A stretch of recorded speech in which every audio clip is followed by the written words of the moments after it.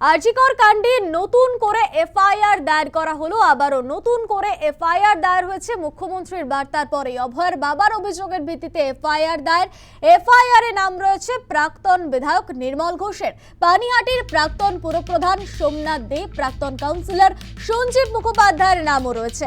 মৃতদেহ কেন তড়িঘড়ি দাহ করা হয়েছিল, খোর্ধা থানায় লিখিত অভিযোগ অভয়ের বাবার অভিযোগের ভিত্তিতেই এফআইআর দায়ের করা হলো। আবারও আরজিকর কাণ্ডে নতুন করে এফআইআর দায়ের হলো।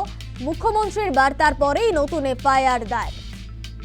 অভয়ের মৃত্যুর 2 বছর পার হয়েছে ইতিমধ্যেই। আপনারা জানেন সেদিন পানিহাটিতে গিয়েছিলেন মুখ্যমন্ত্রী শুভেন্দু অধিকারী, সেখান থেকেই তিনি বার্তা দিয়েছেন তদন্ত হবে। আবারও বিস্তারিত জানবো, ফোনে রয়েছে প্রতিনিধি মৌমিতা মিত্র। মৌমিতা, আরজিকর কাণ্ডে আবারও নতুন করে এফআইআর দায়ের।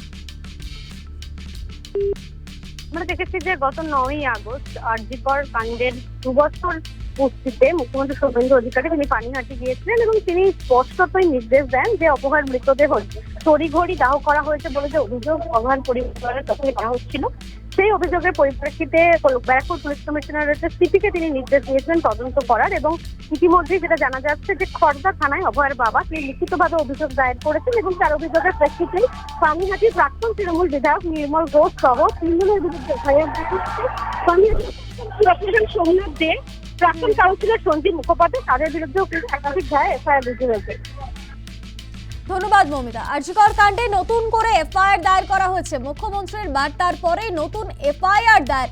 অভয়ের বাবার অভিযোগের ভিত্তিতেই এফআইআর দায়ের করা হয়েছে। এফআইআর এর নাম রয়েছে প্রাক্তন বিধায়ক নির্মল ঘোষের, পানিহাটির প্রাক্তন পুরপ্রধান সোমনাথ দে এবং প্রাক্তন কাউন্সিলর সঞ্জীব মুখোপাধ্যায়ের নাম রয়েছে।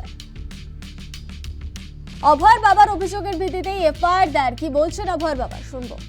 না বলছি আজকে যে মুখ্যমন্ত্রী বলার পর কি এফআইআর শুরু হয়েছে খড়দা থানা? জানি না এইসব, এই ব্যাপারটা একটু প্লিজ আপনাদের কাছে রিকোয়েস্ট করবো, আপনারা এই ব্যাপারটা আমাদের নিয়ে কোনো কথা বলবেন না। কি হয়েছে না, এটা নিয়ে বলা যাবে না। এটা আগে কিছু একটা বেলেবল সেকশন, সেই জন্য আপনারা আপত্তি করছেন। এটা দেখা যাক, সবাই অ্যারেস্ট হোক, তারপরে সেকশন কি বেলেবল সেকশন কি দিয়েছে জানি না। সে আমরা কি আইন ল বুঝি? আজকে কি থানায় কথা বলেছেন আইসির সঙ্গে? আজকেও কথা হয়েছে, কি কথা, কালকেও কথা হয়েছে।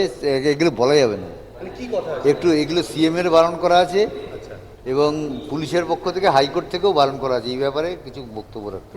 প্রশাসনের পক্ষ থেকে আলাদা করে এফআইআর করা হবে। এফআইআরটি কি শুরু হয়েছে? হ্যাঁ, এটা শুরু হয়েছে। সেই অভিযোগ কি আপনারা আগে জানিয়েছিলেন পুলিশকে? না, আগে জানায়নি, জানানো হয়েছে। পুলিশ স্বতঃপ্রণোদিতভাবে মামলা করে ব্যাপারটা চেষ্টা করছে। ব্যাপারটাকে কি সেকশন দেওয়া আছে জানি না, আমরা তো লয়ার না যে আমরা জানবো এই বিষয়টা। আচ্ছা, আর একটা জিনিস যেটা হচ্ছে যে এই যে নতুন করে সুমোটো কমপ্লেন হলো পুলিশের পক্ষ থেকে, আজকে আপনারা থানায় গেলেন, নতুন আইসির সাথে কি কথা হলো? এলাকার বিভিন্ন ঘটনা নিয়ে কথা হয়েছে, বিভিন্ন এলাকায় শান্তি শৃঙ্খলা সেটা তো হয়েছেই। সেটা এই ব্যাপার নিয়ে কিছু বিস্তারিত বলবো না, হয়েছে এটুকুই বললাম। হ্যাঁ, সে তো মুখ্যমন্ত্রী নিজে প্রকাশ্যে বলে গেছেন, বলেছেন এই ব্যাপারটা দেখতে।